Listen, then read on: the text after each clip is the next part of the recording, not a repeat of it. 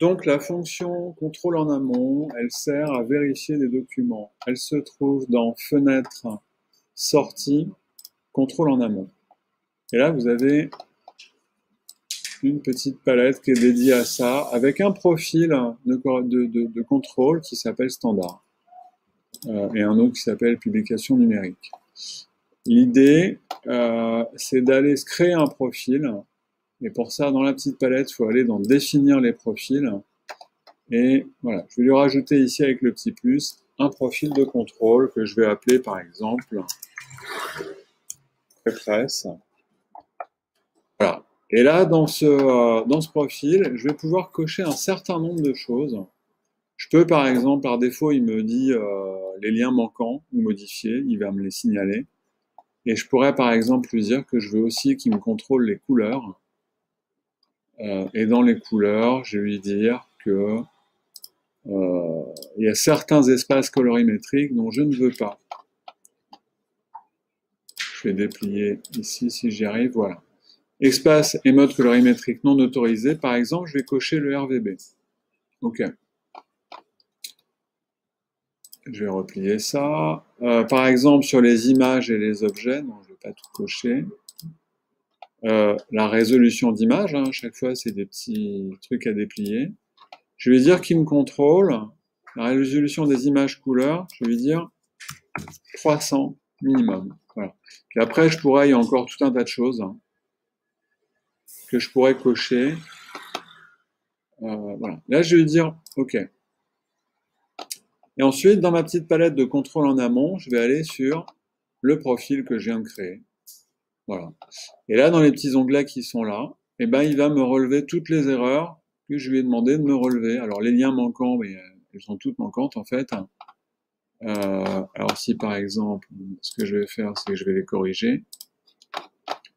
Je vais en rééditer un, et normalement, il va me retrouver les autres. Tac.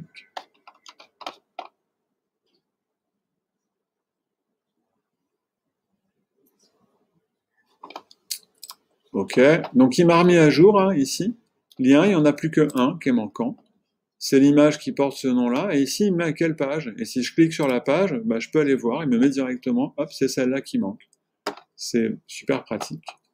Au niveau de la couleur, les espaces colorimétriques non autorisés, donc j'ai dit que je ne voulais pas de RVB.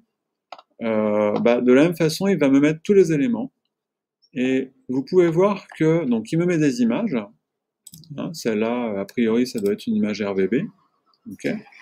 Et il me met aussi tous les éléments graphiques. Il me dit qu'il y a un rectangle sur la page 1 qui est en RVB. Donc, il faudra que j'aille voir que peut-être dans les couleurs. Bon, il faudra que j'aille contrôler cette couleur-là parce qu'a priori, c'est du RVB. Les éléments texte aussi. Il va me dire, il est très précis. Hein, cette phrase-là, elle est dans une couleur, page 4, elle est dans une couleur RVB. Donc, bon, voilà, c'est assez... voilà. Les images et les objets, résolution d'image, bah, en fait, moi, j'ai dit que je voulais rien en dessous de 300 dpi. Il me repère 4 images qui sont en dessous de 300 dpi.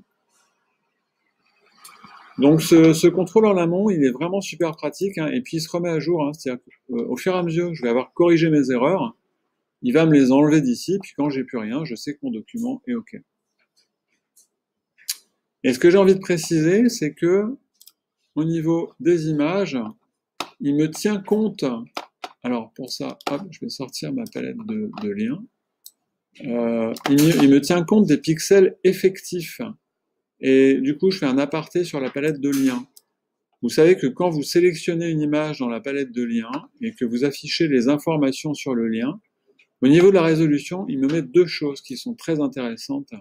Les pixels réels et les pixels effectifs.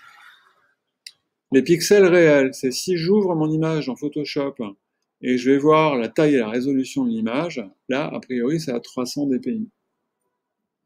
Et les pixels effectifs, et ben en fait, il me les fait en fonction de l'agrandissement de l'image dans InDesign, puisque vous savez que quand on zoome sur une image, bien sûr, on perd en pixels. On ne peut pas zoomer une image trop.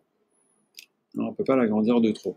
Et donc lui, c'est là-dessus qu'il table, et à la fois dans le contrôle en amont. Donc ça, c'est vachement intéressant.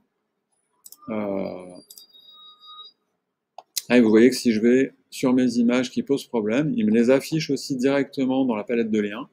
Et il me met celle-là en pixels réels, elle est à 300. Et en effectif, parce qu'elle doit être beaucoup zoomée, elle est à 41.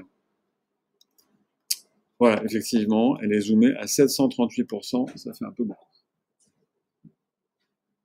Voilà, donc cette palette de contrôle en amont, elle est vraiment super pratique. Dernière petite chose, une fois que vous avez terminé, je vous engage à la désactiver ici, parce que ça bouffe pas mal en mémoire et ça fait travailler le logiciel en permanence, qui contrôle ce qui a été changé, pas changé. Et du coup, c'est super pratique.